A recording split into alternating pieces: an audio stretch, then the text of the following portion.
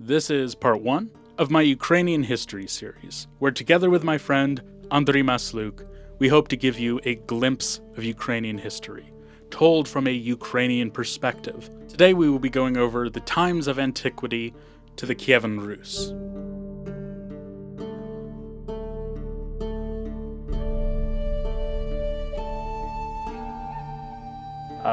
If we're speaking about Ukrainian history, where would you start from? Where is the start point? So I would start actually from antiquity. I don't want to look like Mr. Putin, but I will talk about the history of civilizations in the territory of modern Ukraine. So this is different approach. I will not claim that ancient, Scythians or Sarmatians were Ukrainians, but they lived here, so we study them. So did you know actually that ancient Greeks from Athens, they received their grain from Ukraine, and because of the surplus of grain, democracy appeared, because they had enough food to feed the population. So maybe without Ukraine there would be no democracy or territory of modern Ukraine. So it was why I mention it, because it's like you don't take a brief moments of history and analyze them and throw away what is inconvenient to you. So of course we can start from there. We had nomadic people like Scythians, Sarmatians, and Cimmerians before them. You probably know about Conan the Cimmerian. He was the people of Cimmerians, they were influenced for the Conan the Cimmerian, so which is also fascinating to me. But we know very little of them. So for most historians, history starts with written history. So when we know about what happened in Ukraine, which is from the chronicles. And when we start reading chronicles, actually they start as almost like saga, there is mythical ruler whose name is Rurik. He came to Novgorod, but modern historians, they do not agree if Mr. Rurik existed or not, because he was, according to the legend, he is a powerful ruler, but other European chronicles have no mention of him. So we don't know about him anything except that he existed. So, which is fascinating, because the dynasty of Kyivan Rus, they are called Rurikid dynasty, but we know very little of Rurik, which means he was probably like a legendary founder, something like that. It's very hard to pinpoint a real person behind Rurik. So the first person, which is not real in the sense that he is mentioned not in the one but in two or more chronicles, is Oleg, because he is mentioned in Byzantine chronicles. So Oleg was the leader of Kiev. He was Viking or Norman, or he came from Scandinavia, and he was interested mostly in trade and commerce, and he took tribute from local tribes in the form of wax, of beeswax, and also slaves. And which is a shame, but the Vikings, they would trade slaves, and slaves would be one of the main resources that they could trade with the Byzantine Empire or late Roman Empire.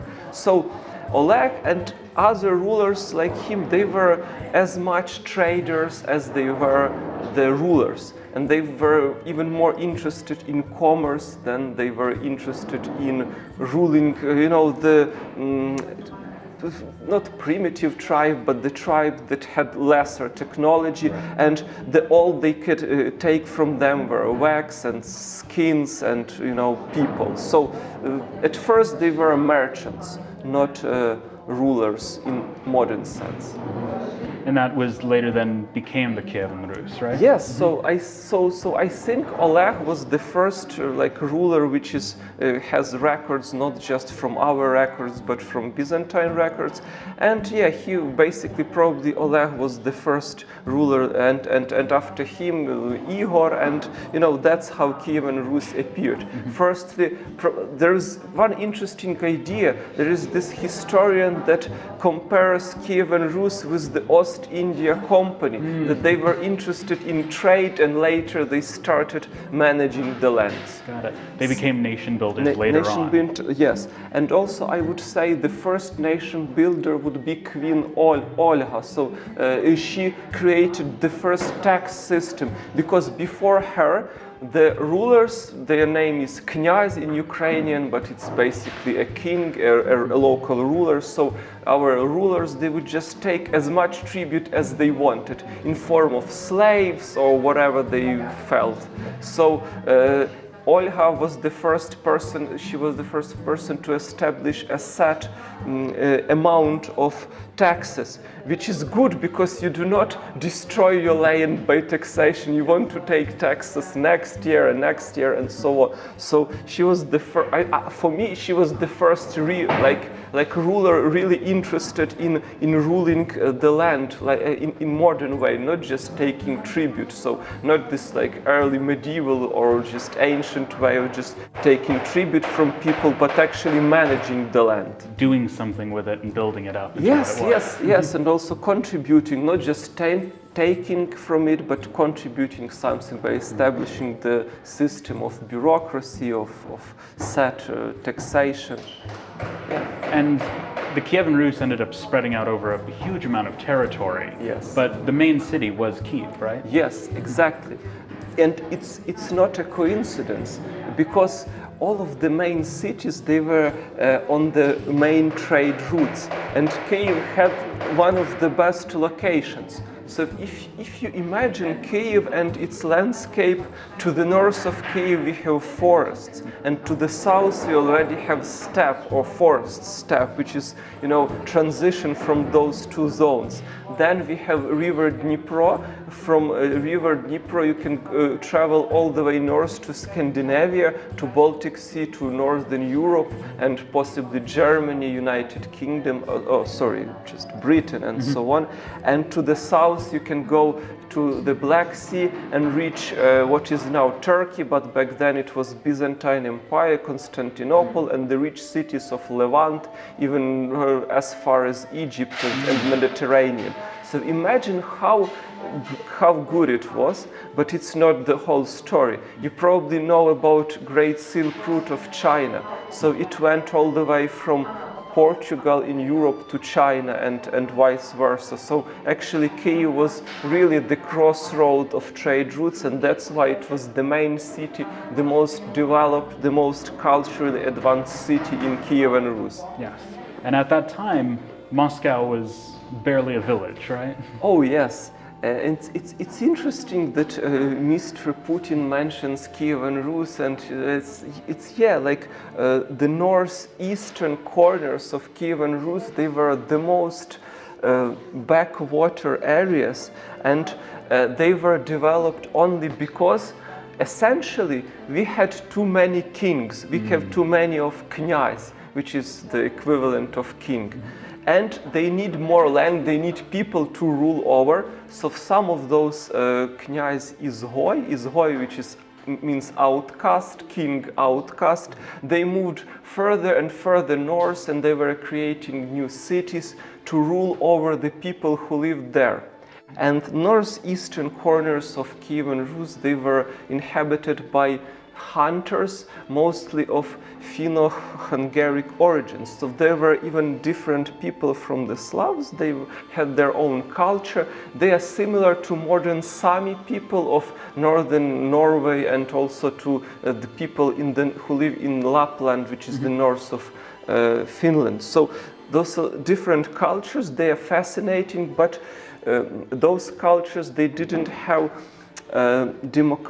this forms of democracy, which is people coming together and confronting your leader and demanding something from your knyaz, from your king, from your leader. Those people were semi-nomadic hunter-gatherers, and it was basically easier to rule them with central power. And that's why in Russia today we still have this emphasis on central power, because it's all begin from it. You know, when there was one ruler that ruled with iron fist, and even there is a story of early knyaz or like ruler of that area. His name was Andriy Bogolyubsky, who moved his capital from one city that had powerful aristocracy, from the city of Suzdal to the city of Vladimir, because that city had no history of strong aristocracy. So those rulers of northeastern corner of Kievan Rus, they were focused on just taking as much power as they can and ruling with iron fist.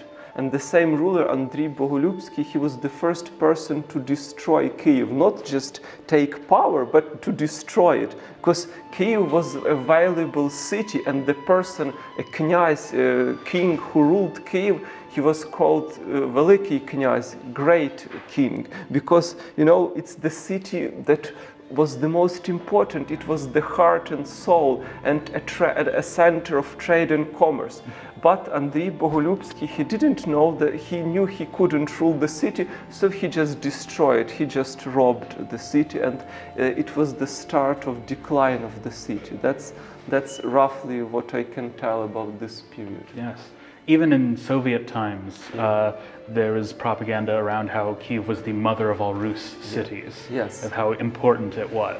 It was really important. There were other important centers like Novgorod, but Novgorod was a like merchant republic similar to Venice. We had western Ruthenian or Rus cities like Halych or Przemysl, which were also important centers. Like Halych in particular was center of salt mining, which was important because people needed salt for storing the food. But when it was a very big country and it has had many regional differences, and it's important to remember that this country was ruled essentially by the members of one family. So it was a family affair, family fights. So often uncles and nephews, they would fight each other for power. It's fascinating period of history. I can explain it you in little bit, like Yaroslav the Wise, like Russian president, he mentions Yaroslav the Wise. So what Yaroslav the Wise did was to create very peculiar system. So he created a system of rotation. So for example, his oldest son would rule Kyiv and Novgorod, so he would give the most important cities to the oldest son. Then the next son would rule Chernihiv. Then the next son would rule in another city. I think there is Smolensk, there is Volodymyr Volensky. So the idea is that when the oldest son dies, the next in succession would be the next son who rules Chernihiv. So, and there would be rotation. Then another person then will rule Chernihiv. So imagine it's like a system of promotion of bureaucrats. So essentially, rulers, they were also like a bureaucrats. They ruled particular area of land, and Veliky Knyaz, Grand Prince or Grand King, would need his sons. He would rely on his sons to rule particular areas of the country. So the idea was they were supposed to rotate and be promoted. For example, Chernihiv is more prestigious than Smolensk, for example. But for example, Smolensk is more prestigious than Volodymyr Volensky. So in theory, a ruler could know all of his land when he finally becomes the ruler of Kyiv. That's why he was the wise, you see? Before you rule the capital, like in your 60s or 70s, let's be realistic, you would rule all of the parts of the country. That was the idea. But this idea is contrary to the other idea of that sons inheriting from their fathers. Mm-hmm. That's why we have all the time in the history of Kievan Rus, we have conflicts either between brothers or between uncles and nephews for power. And that was the problem of this time, and that's why the country fragmented into smaller kingdoms and then smaller and even smaller. You mentioned that Putin had brought up even Yaroslav the Wise to try to claim there. There seems to be a Russian narrative about wanting to claim descendancy from the Kievan Rus, Yes. as if they are the main, the main torchbearers for Yes. it. It would be interesting to ask you how you feel about the Russians, the Muscovites, taking the word Russian as their identity. Oh, that's a very, very good question, because actually the word Russia, Rossiya, comes from Greek version of Rus or Ruthenia. So they take this name, and I don't think it's, maybe they can they can have part of this heritage. So Russia has as much in common with Rus or Ruthenia as modern Romania has in common with Roman Empire. So Roman Empire ruled modern Romania for 150 years or something like that. So they can have some part of this history as their history, but it's like if modern Romania would claim that they can conquer all of the Roman Empire, they could conquer Italy, everything, because they were part of Roman Empire for 150 years. So it's ridiculous, it's unrealistic. So so Kievan Rus was a medieval kingdom, and it's impossible to claim that modern state of Russia has anything to do with the medieval kingdom, and especially because there was a big gap in history, because after Mongol invasion, most of Kievan Rus collapsed, except the west of Ukraine, except the kingdom of Ruthenia under King Danilo. So actually the west of Ukraine could claim to be descendants of Kievan Rus and to have this historical tradition. And northeastern corners of what was Kievan Rus, they were directly controlled by the western part of Mongol Empire. So they were Moscow. Why Moscow is so important now? Because the kingdom of Moscow was or Duchy of Moscow was a vassal state to the Ulus Juchi, which is the westernmost Mongol state, and they basically collected taxes from other lands of Rus, and the Mongols supported them, and they had to support Mongol invasions into other lands. But then the Muscovites, they received help from the Mongols. So that's why Moscow and lands around Moscow became important. They became important as a client state, as a vassal state of westernmost part of Mongol Empire. Do you think that's why they claim the title of Russia, the title of the descendants of the Kievan Rus so heavily, is because there's almost a shame response to having been conquered and they need to puff out their chest? Yes, I think there is this psychological reason, but also there is practical reason. It's one thing just to conquer the land, but it's a different thing to claim that you have right to this land. And in a way, it's what many empires did. They were trying to find a reason for why they should rule this land. So, for example, in Western Europe, there was this idea that the power of the king comes from God. So, and that's why I think Russians also, they have this idea of, having this all those people are Orthodox, therefore they are Russians. It's a way of propaganda. They try to justify why they can conquer this land or this land. This is just practical, I think. And we see that even in today in how Russia operates and yes. what they do. So yes. whether it comes to language or religion or yes, anything definitely. like that. You speak this language, therefore you belong to that country, which is a ridiculous idea. In our century and throughout history, most countries are multilingual, and it's normal. It's all right. It's not that there should be a Spanish-speaking empire or English English-speaking empire. Just, I think we moved past this moment of history where language can be some sort of justification that for basically war. Yeah.